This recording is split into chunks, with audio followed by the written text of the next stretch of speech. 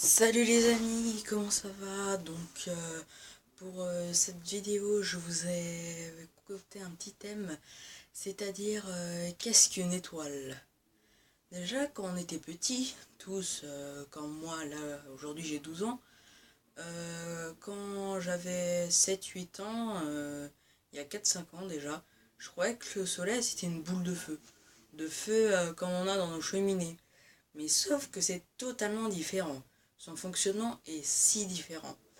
En fait, c'est du gaz, mais du gaz en fusion. C'est pas du gaz qu'on brûle avec nos gazinières.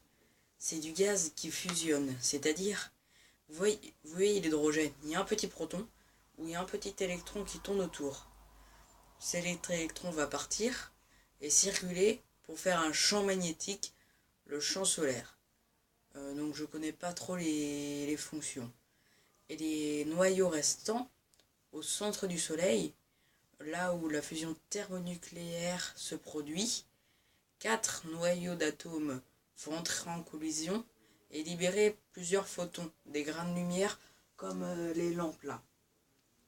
Après, sauf que dans notre Soleil aujourd'hui, il y a approximativement 90 milliards de mégatonnes de matière qui partent en photons. Et le reste forme de l'hélium, des noyaux d'hélium, c'est-à-dire 2 protons pour 2 neutrons avec 2 électrons qui gravitent autour. Mais sauf que dans l'univers, il n'y a pas que des étoiles qui brûlent que de l'hydrogène. Donc comment on aurait fait pour avoir du fer, du cuivre, de l'uranium, du titane, de l'oxygène? Pour ça, il faut d'autres étoiles plus massives. Par exemple, il y a des étoiles hyper massives. Notre Soleil, en échelle humaine, imaginons c'est ça, l'étoile hypermassive que je vais vous dire, elle est mais grande comme ça, 2 fois plus que ça. Donc pour transformer du fer en un autre matériau, il faut des quantités d'énergie mais colossales quoi, l'homme ne pourrait jamais imaginer. C'est-à-dire que ces fameuses énergies seraient provoquées par la gravité qui ferait comprimer au centre de l'astre les différents matériaux qui s'y trouveraient. Et ensuite, quand les atomes ont reçu une énergie thermique suffisante et une pression suffisamment puissante, qui peuvent entrer en collision. Par contre, c'est la même histoire que l'hydrogène, les électrons partent et les noyaux d'atomes fusionnent en formant un nouvel noyau d'atomes. Ensuite, c'est l'histoire des photons. Mais après il y a des étoiles si massives comme dans les premières vidéos de ce week-end, ça forme des trous noirs.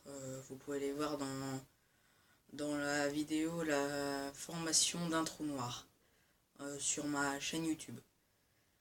Après, ces étoiles, elles ont formé tous les atomes jusqu'au plus radioactif, l'uranium 238.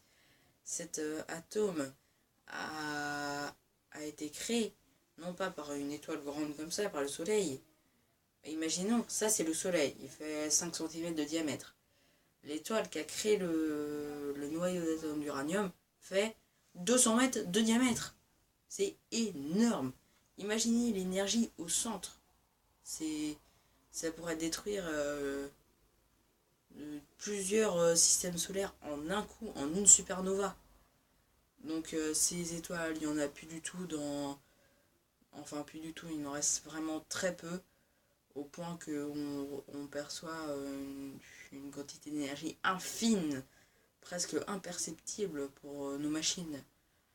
Donc c'est la fin de la vidéo.